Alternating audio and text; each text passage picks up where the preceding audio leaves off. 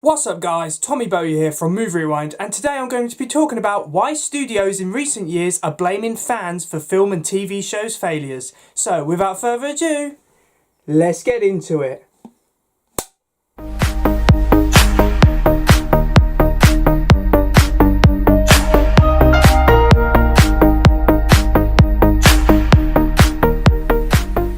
So fans are very important for the longevity of franchises. I would say that they are the backbone of any film or TV franchise. For the simple reason, without fans, you don't have that loyal core audience who will watch your show or film no matter what. Without fans, franchises such as Star Wars, Doctor Who, Marvel, DC and James Bond would not exist.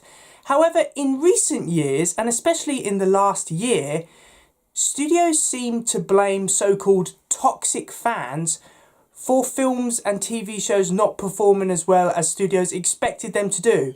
Now, I think that this argument is wrong, and I think it can actually lead to long-term fans just closing the door on the franchises they once loved altogether. There are plenty of examples of studios and those who work for studios, such as actors, showrunners, directors, coming out and basically blaming the fans for films not succeeding. I'd say one of the most famous cases is Rian Johnson, the director of The Last Jedi, who really went mental on Twitter at Star Wars fans for not understanding his film. And I remember seeing this and thinking, how unprofessional can this guy be? I mean, you don't have a go at fans. Maybe you should look at yourself and think, well, maybe I misfired with this film.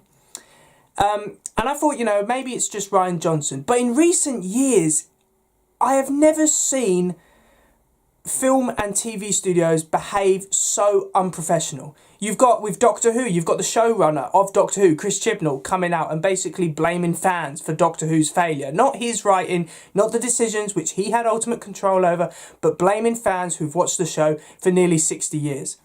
And that's no different. You've even got Marvel now, Kevin Feige coming out and saying that certain elements of the Marvel fan base are toxic, and that might be why a lot of the Disney Plus shows aren't getting the same reception. Now, I am a Marvel fan. I'm not a big fan of the Disney Plus shows because I just feel that Marvel now are trying to do quantity over quality. And I see that as a problem, but in people like Kevin Feige's eyes, I'm probably just some toxic fan that doesn't like the diversity that Marvel now have and the strong female leads that they have, which is actually not the case whatsoever. What I think I am getting frustrated with is how unprofessional studios are now. They just blame fans, and it's very easy to blame fans for a film not succeeding. You can just say, oh, it's got review bombed and that's why it's not as popular as it once was, but I don't think that is the case. I actually think that there's a deeper meaning.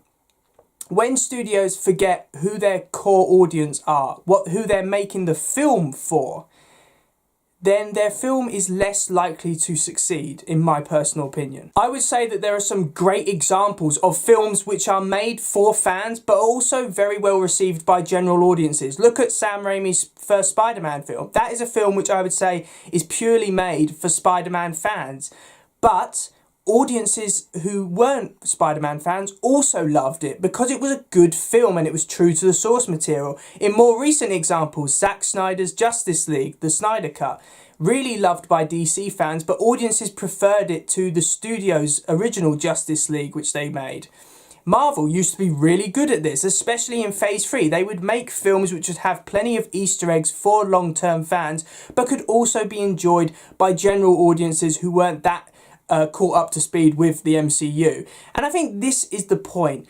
For big studios such as Marvel, such as DC, or even TV shows like Doctor Who, you have to remember that fans will watch your show no matter what, but they won't continue to if you insult them. If you blame them for a franchise's downfall, then that is a massive insult to them, for the simple reason they don't want to see these franchises go down in quality.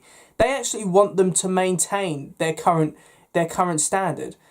But the studios are just so caught on this idea of fandoms being toxic, and that's why films aren't performing as well, that I think in the long term, these franchises, they are going to decline. I mean, we've already seen it happen. I remember when that Han Solo film came out and Star Wars fans boycotted it, and it did terrible at the box office. So if that weren't a wake-up call to big studios, then I don't really know what will be. At the end of the day, you have to please fans. And 9 times out of 10, if you make a film or TV show which pleases fans, everyone else will also enjoy it. That's just facts. So thanks for watching, guys. I really do hope you enjoyed this video. Please remember to like, comment and subscribe in order to receive great and maybe even improved quality content in the future. Now, I made this video because I'm getting a bit sick of being called a toxic fan by people online just for saying that I don't like a certain TV show or film. And I even list, in my personal opinion, quite credible reasons, but I'm just written off as a toxic fan. And it's getting a bit annoying because, you know, if you want to say I'm wrong, then please come up with some actual arguments. Don't just write me off as a toxic fan. So anyway, what are your guys' opinions on this? Do you agree with me? Do you not agree with me? I don't really mind. This is just me voicing my opinion. I hope you have a great day, and I will see you in another one. See ya!